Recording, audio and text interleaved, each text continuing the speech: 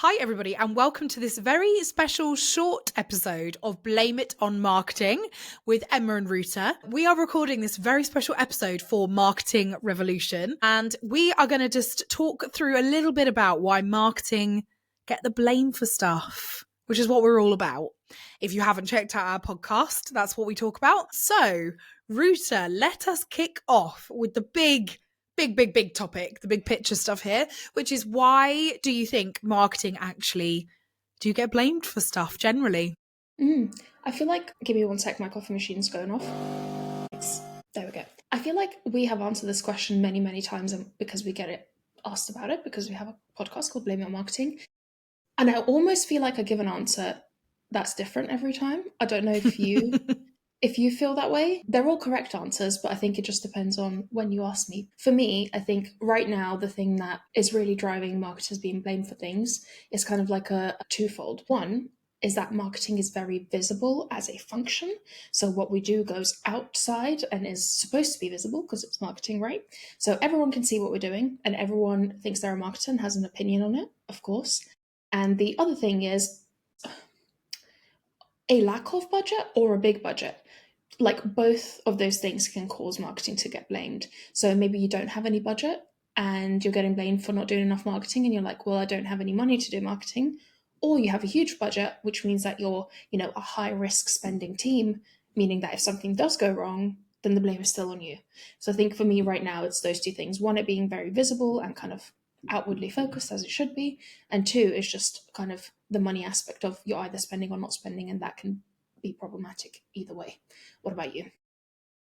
Totally agree. And I think the kind of icing on the cake to that powder keg of issues is that I'm going back into history mode, is that it's outdated attitudes, right, towards marketing. So yes, it's super visible, but also there's always going to be the people who think it's really easy because they see it everywhere, because they have teenagers at home maybe making TikTok videos, because it just looks like it's accessible, right? It's super accessible. Yeah, of course it is. And so there's that. And then I also think to add to those outdated attitudes, I'd say people chasing the tail of their competitors too hard, something that we discuss a lot in the podcast. And again, so I feel like that drives this like really negative behavior towards marketing. Also, I think the final thing I'd add to it is just obviously economically, especially in the UK and the US, in Western nations, the economy's not been great. So it's made it really, really hard. The price of marketing has gone up. So the cost of advertising, the cost of hiring, the cost of everything we do has gone up. So even if you are marketing on a small budget, your budget does not get you as much as it used to. So I think we're naturally going to get blamed for, maybe poor revenue results, maybe, it is people seeing things they don't like, whatever it might be. So I think, and there's all different types of blame sewn within that as well. So it's not just, we don't like this thing that you put out. Sometimes it is literally blame for you haven't generated enough leads, or, we're not hitting our revenue targets. And I think marketing get this full spectrum of blame that maybe some of the other departments don't get because we're kind of like across all of that. Touch everything, don't we? Yeah, that's totally fair. And sometimes it's not even like, sometimes it can not, how do I want to put this? Sometimes it can be stuff that you actually shouldn't be touching. So like, we have a whole episode about the fact that like marketing ends up doing all of the company events usually, especially if you're in a smaller business. So it's like, you'll get blamed because you didn't like get the jumpers that people like for swag. I've literally had that happen to me before when I hand folded 250 jumpers for everyone with the right sizing and the right labels and the tags, and then somebody was like, we wanted these other jumpers, and I literally death stared this guy down, and he didn't speak to me again the whole evening. He shouldn't have. It was the right move. But yeah, sometimes it's like totally other things that we get involved in, which kind of leads us nicely on to, is it our fault that we get blamed for things? Oh, the biggie. So is it marketers' fault? I think sometimes yes. And I think there's two sides to this, right? Maybe three sides. The first one being that I think as marketers generally, we want to, because of the difficulty with our profession and the fact that we do get this like overarching blame for weird stuff, sometimes it's nothing to do with us, we sometimes fall into the camp of wanting to be people pleasers. And so we kind of go out of our way to say yes to everything, get everything done. And then at the first hurdle, the first time you can't do something, people are like, what? How? What? Oh my God. What? And we kind of fall into that trap Yeah. ourselves. The second thing is that we say yes to everything and we rush stuff and we do stuff badly because we've kind of overloaded ourselves with work and we've not really set clear boundaries with our internal stakeholders. Equally not great. Or Or the expectations. managing people's expectations. And I think the final thing, the final side to all of this is that you maybe you're not the yes person, you're the no person. And you're like, nope, nope, nope, can't help you, can't help you, can't help you. I'm very, very busy with this thing over here that has nothing to do with you. And don't you dare ask any questions. And I don't want to show you what I'm working on. And I don't want to talk to you. And I'm not gonna The share any defensive of this with you. marketer. Because you're so protective, which is totally understandable, by the way. I'm not trying to be mean about anybody here. We all fall into these camps at different times. Yeah, that's why I think it's sometimes our fault because we fall into one of those camps. I don't know what you think, Ruta. Is the stuff you did? There's definitely stuff you'll add to it. Thank you for that confidence. Yeah, I think that sums it up quite well. I think so. This is something that probably a lot of us don't want to do and don't want to spend time doing, but we tend to be quite bad at communicating internally, even though we're marketers and communicating is like our thing. But doing it internally tends to be like a mess of don't want to slash people are then going to start, inputting their opinions on colors and whatever else it might be. So you kind of avoid it a lot of the time. And I think the opposite is probably going to serve you much better. And even though marketing's super accessible to people in a sense that they consume it all the time, actually over communicating and really digging into like the deep education and the technical, the creative side of things, I think that could help people really appreciate what you're doing. So instead of dropping a campaign and saying like, oh, here's this campaign, wait for the leads, yay, it's like, well, here's all the thinking, this is why, this is who, this is how we're going to do this is like the flow, this is what has worked before, like really breaking that down so people feel like they're with you on the journey, I think is a lot more helpful. And again, totally appreciate I don't want to be doing that as part of my job, but it is part of the job and it's going to make your life much easier to do it than not to do it, which is to me like the reason why I would make myself do it essentially rather than just keep kind of quiet and do my own thing. Yeah, no, absolutely. I completely agree with you. It's that whole process of like, we've said it quite a few times, which is marketing yourself and doing the marketing. And yeah, that is Yeah. kind of it's exhausting. It is Yeah. exhausting. Yeah. It's not something that comes naturally to everybody. You know, that whole like I need to learn to blow my own trumpet and I need to make sure that I stick my hand up when we've had marketing's had input into things or into a sale or all those sorts of things. So yeah, it's almost like you have to have the marketing plan and then your marketing plan for marketing yourself. Yeah. But you do have to do it, and you have to, because if you don't manage those expectations and you don't set clear boundaries without over communication, basically what happens is people do then feel like they can either, like you said, input, or they can, ask questions or Or give the opposite, you unsolicited become feedback. the defensive person and they just don't Yeah. deal with you, right? Which isn't Yeah. good either because marketing needs collaboration like by default. Yep.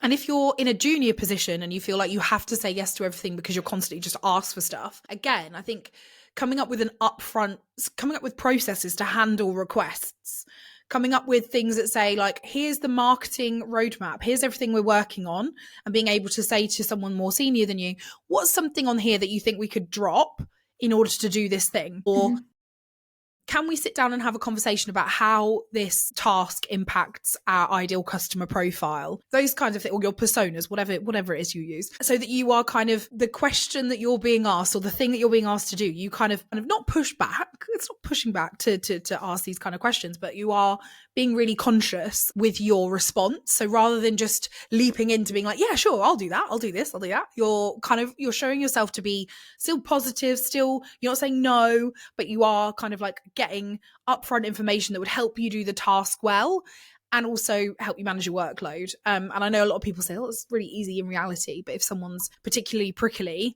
that can be challenging. But again, I think these are all really important ways to manage your relationships internally. And people will have a lot more respect for you in the long run. Yeah, Doesn't matter how senior or junior you are, for those, like, this will work across the board. Any other tips for reducing the amount of things we get blamed for? Well, again, something that if you listen to the podcast, you will hear time and time again, which is to not shy away from using the data. Again, I think we know that's difficult for some people. You might not have a big fancy HubSpot CRM or Salesforce or whatever. So you might feel like it's really difficult to get at some of that data, but you can use things like Google Analytics. You can use some of the, if you're in social media, obviously you've got all of the social analytics at the touch of your fingers. So try and figure out early doors what are the metrics that matter to your business, and make sure that you align whatever you report to those things. So if it's revenue, it's revenue. If it's brand awareness, brand, whatever it might be, make sure you can report on those things consistently, regularly, with confidence, so that you are kind of proving again that some of the decisions that you make are data driven. I know you're a big advocate of that, Ruta. So Some data. To add to that, actually, so a lot of the times, so Emma and I work as consultants. So when we go in, there isn't a clear business goal that then filters down to the rest of the company, including the marketing team. So for me, it's if that isn't the setup in your current company, try to push for it, or at least try to get a way to kind of really align marketing to the core business goals. And that could be financial goals, it could be customer satisfaction goals, whatever that is. Because without that link between your team and the higher business goals, whether they're written down or not, your CEO might just be like, oh, this is what we're trying to do. It becomes really hard to explain why you're prioritizing stuff over certain other things, and why you're working and spending money in the way that you are. So yeah, know what you need to report on and be able to do that, but also the precept to that is know how you're going to be impacting the business, and kind of set out exactly what that looks like for you and your team. We're big fans of the OKR goal setting system, and so we would use that for our teams ourselves. But if the company also has OKRs, then yours will feed into that. That works really well to have really useful conversations and really make sure that everyone's on the same page, because otherwise everyone's kind of off doing their own thing, and that never kind of works out in the end. Unless when things are going well, it's fine. As soon as things are not going well, that's when that's really going to start creaking. yeah, I think that's a really good point, Ruta, which is when things aren't going well. And I think one of the things that does happen, and it happens to all of us, doesn't matter how senior you are, is that when things are bad and revenue targets aren't being hit, let's be honest, that's usually the root cause of all of this drama, is that senior leaders, their behavior towards marketing or towards sales will be impacted. And there will be tough conversations, and some senior leaders handle that really well and shield you from that, and some the bad behavior leaks out and you start getting the fingers pointed and the blame and lots of questions, and it all feels very aggressive and unfriendly, and then that's when your job satisfaction goes down, right? Because you're like, hang on a sec, why is this, why am I all of a sudden getting blamed for all this stuff that's happening up here?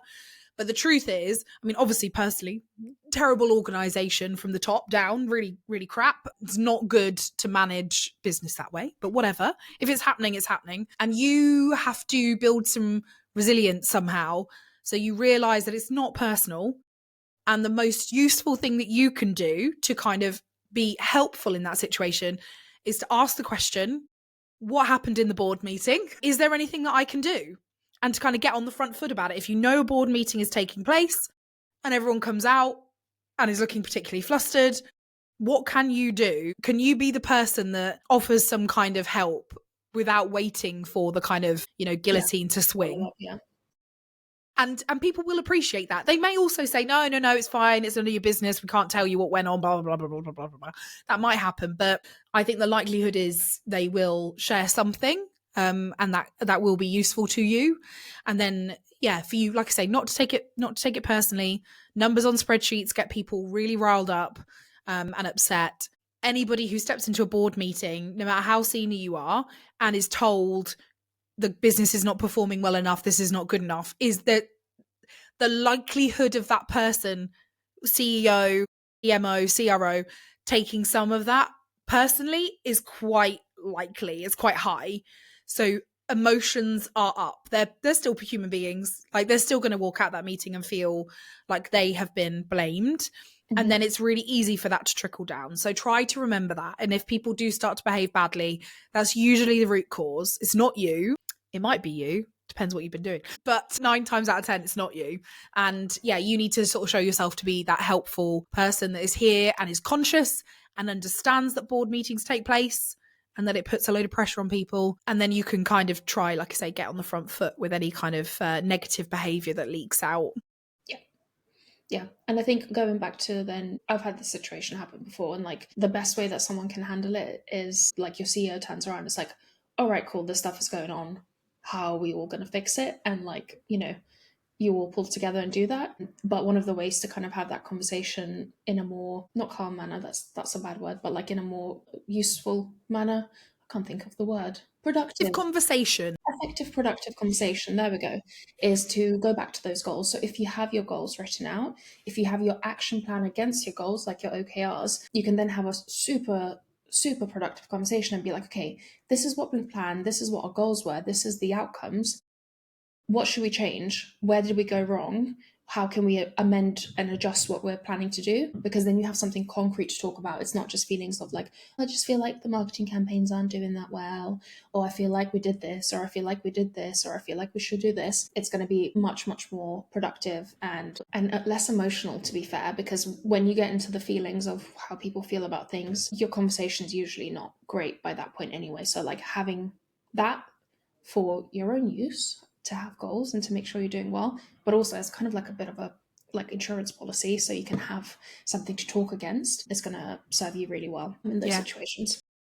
Definitely. So now onto the senior side. I think we've tackled the marketer's side. You've got a lot of stuff to do, guys. By the way, we're still working on this ourselves. Don't think we've got this nailed down, because for every time I think I've got it sus, something comes up. So, but that's what we're here for. That's why we've got a podcast to talk about it. So yeah, on the senior side, Ruta, why do you think sometimes if we're going to point the finger at anyone, why do senior people get this so wrong? Like, and where, I guess there is an element of where can we help them, but where can they also kind of maybe help themselves to understand marketing?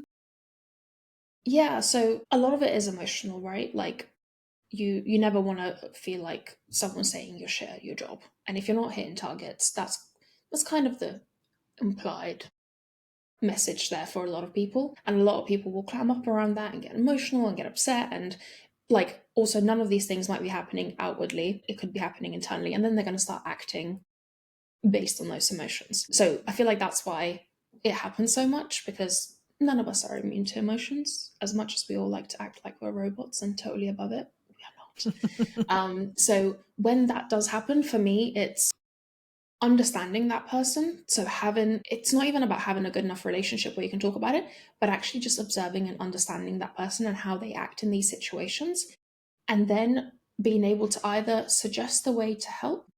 So if you're a senior person and all of this stuff is happening, you're not a marketer, like you're a senior person, all of this stuff is happening, it's like, okay, how can I pull back and acknowledge that I have emotions, and then how do we go forward from this and actually productively change things? Because blaming people never works. Like, it's a momentary thing where someone might be like, oh, okay, I'm gonna call more people, but like long term, it's not how you deal with performance issues at all. So it's like, okay, how can we together come up with a plan to fix this?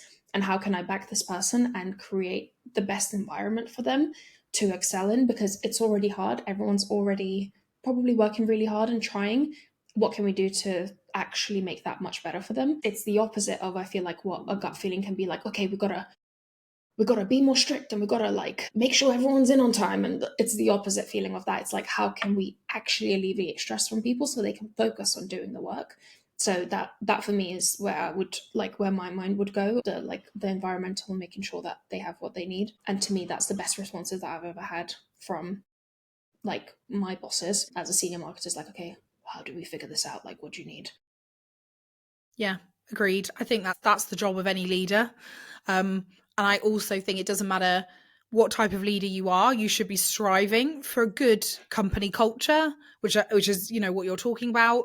And you should be interested and invested in your team's well-being. And again, I get it when when you feel like the chips are down, that's really hard to do. But it's really simple things, like even just making sure to do it right. Yeah, like, just when shit is good, who gives a crap? Like, yeah. everything's good anyway, everyone's like high and flying. It's when things are bad you really need to double down on that. You really do. well-being side. Yeah. That's the time to show that you care.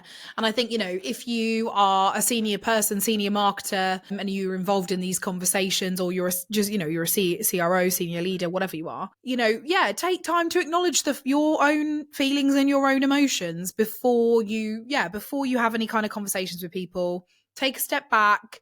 It's always that thing, where people say, like, don't reply to a shitty email then and there, even though the rage is like building up. Like, walk away from it and leave it. And acknowledge that. And it is your responsibility as a senior leader to manage those feelings and to learn to manage those feelings and not to pass that onto your team, because that is kind of, I always see that's the difference between a manager and a leader.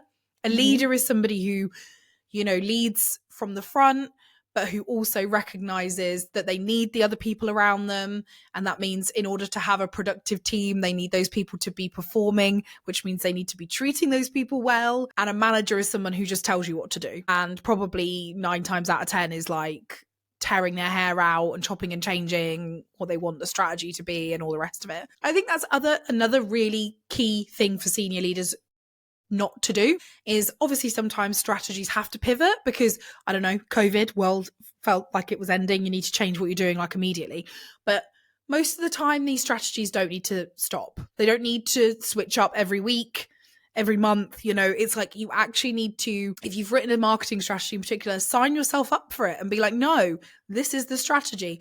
Your job as the senior marketer is to protect the strategy and to make sure it happens. That is your job. And like I say, from that you should drive good behavior with the team and the C-suite as well, if you sort of see yourself as the guardian of the strategy.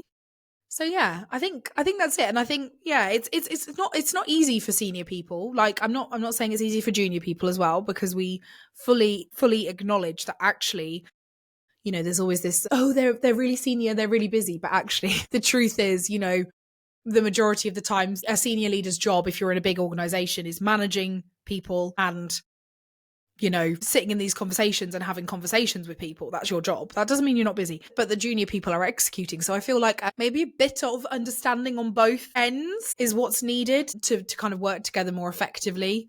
Is like, I acknowledge that you're actually really busy getting on with the stuff, and I'm really busy at the other end protecting the stuff that lets you get on with your day job. Yeah. Absolutely. Isn't it funny that like in the business world is one of the only places where we double down on like negative, how do I put this?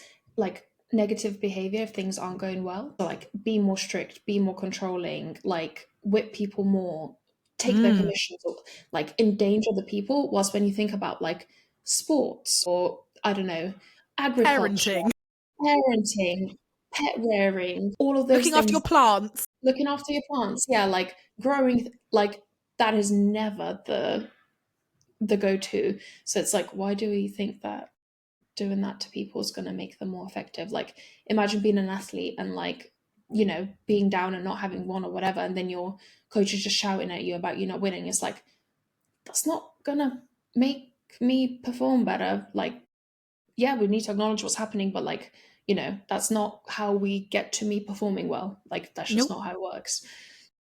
Nope. Yeah. Anyhow, Before we wrap up, any other tips for handling blame just generally? this is a personal one to me. I can be quite defensive, so I try to, when I'm feeling, that little like thing boiling up in me starting to go, I try really hard to just take on what somebody says without answering, if that makes sense. So instead of when someone's giving you maybe feedback and you're like, yeah, but we did this or we did this or we did this, just much like not responding to that email, don't respond immediately and be like, okay, cool, thank you, let me take all of that away. Is it okay if I think about this and respond to you within whatever? So that for me is a big one, because it's not pleasant to work with a defensive person, even though I am, and it's not pleasant to be a defensive person either, because it's just not a fun thing to do. So that's like a very personal one for me, but I think it does affect people that are proud of their work and care about what they do. You get defensive over it, you want to be protective. So I think that's the one I would add. Nice. Yeah, it's all very emotional. It's all about knowing how you're feeling and how you're going to react to stuff. Like Emma and I go to like marketing conferences and it's all like marketing skills, and I'm like, Yeah, but like if you don't know how to handle your own emotions or your stakeholders' emotions, none of the shit matters really, because you won't be able to get anything done. It's so true. Which is very much the like theme of Yeah. marketing. Even though we do talk about like hard marketing subjects, it's also always wrapped into this kind of thing. My final thought on this, and that is because like you were saying about your personal emotions kind of leaking out and getting defensive, and Leaking. I don't get defensive. I just get really mad. And then I Mm. have to, I can't, the red mist is there and I just can't. I won't even be defensive. I'll just Just be angry. throw Yeah. something at someone. So I have to talk to like Ruta. Ruta is like my accountability buddy, right? So I have to say to her, I kind of go to her and I say, like, can you validate? Should I be actually annoyed at this, or am I being crazy? Air my frustrations. Now, what I would say, I'd caveat that with, be careful who you do that with, always. Like if you're in house and you are doing that with your colleagues, sometimes that actually stirs up more trouble in the long run. It's not always a good thing. Doesn't matter how close you are to your colleagues at work. Sometimes it's better to seek external support for those kind of things if it keeps happening, because it's not always a good look to Mm. be the one who's like, I'm constantly feeling like this after my boss says this thing to me. But yeah, talk to people, get the validation. I think this is where having a mentor is really helpful. So if you don't have a mentor, go get yourself one, because yeah, you can kind of come to that person and say, this is what's going on. Am I losing my mind? Or an accountability buddy like I have with Ruta, where I say, I'm really mad. And she's like, calm down. Go and have a walk. Yeah. Yeah. Eat a It's like cream you can be egg. mad, but also just go outside, please. Yeah, go outside, just shut up. Yeah, and then it's sort of, and you learn through those conversations with people to manage your Yeah. feelings. But it's Yeah. true, all of this is about feelings. It's Yeah. so annoying, and it's very difficult when you are dealing potentially with a bunch of people who you perceive to not be particularly in touch with their feelings, Yeah. which is generally what the problem is. It's the people that are not in touch with their feelings that have the most feelings and are the most hysterical, and that's just a reality of life. It is. Anything you can do to just save your own peace, don't react to those people. And then if you can model good behavior and you're a senior leader, your team is going to be modeling that behavior with you, and that's just a win-win-win for everyone. Dreamy. Yeah. Cool. Well, thank you for watching. We were going to do this very quickly. It kind of extended out because it's only our favorite subject. But if you want to see more of us, we will be on this community. We'll be popping in and saying hello to people, but also you can go listen to blameitoutmarketing.com. Blameitoutmarketing.com. You can listen to Blame It On Marketing or visit blameitoutmarketing.com.